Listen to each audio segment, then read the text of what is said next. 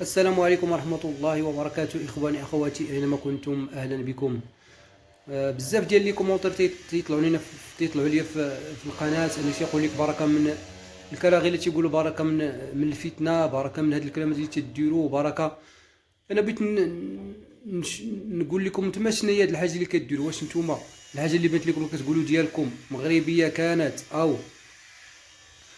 كانت او عربيه، اي حاجه بانت لكم تتقولوا هذه ديالي، بحال شي دري صغير اي حاجه بانت ليه هذه ديالي حتى حد ما يقيس هذه ديالي، انا اللي درت، انا اللي فعلت، انا الى متى؟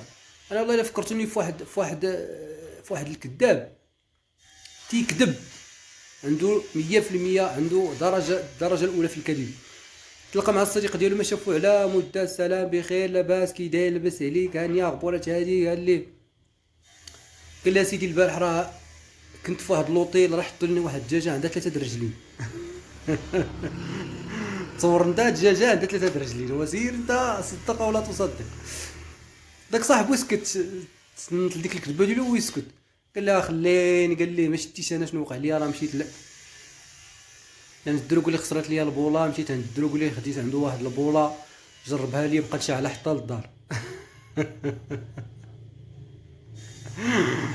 راه قال لي اخوان الكذاب الاولاني ما قدرش يصبر، هذا راه غير اختبار ليه، دار لي واحد الاختبار باش ما قدرش يصبر، ودار لي هذه العمليه ديال انني خديت البوله ما شعلت لي حتى للدار.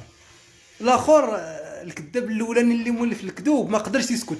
دابا انتم هما اللي ما قدرتوش تسكتوا، حنا كنفضحوكم وانتم ما قدرتوش تسكتوا. قال لي وانت صاحبي كي درتي لها البوله شاعله حتى للدار والله ما نصدقها. قال لي بركه كذبتي عليا.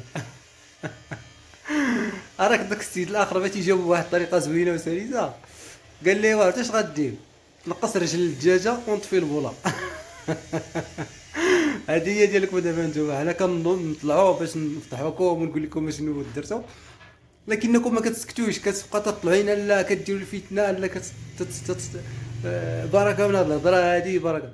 حنا تندافعوا على الوطن ديالنا، تندافعوا على المغرب بالطريقه ديالنا، ان تنطلعوا تنقول لكم نتوما كذابه نحبسوكم ونحاصروكم بهذا الشكل هذا.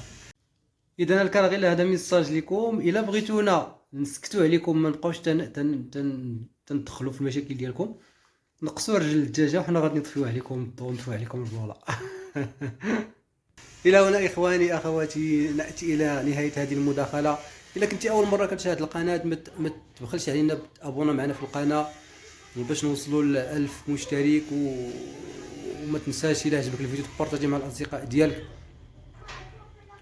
وشكرا لكم على حسن الاصغاء والمتابعه، دمتم سالمين.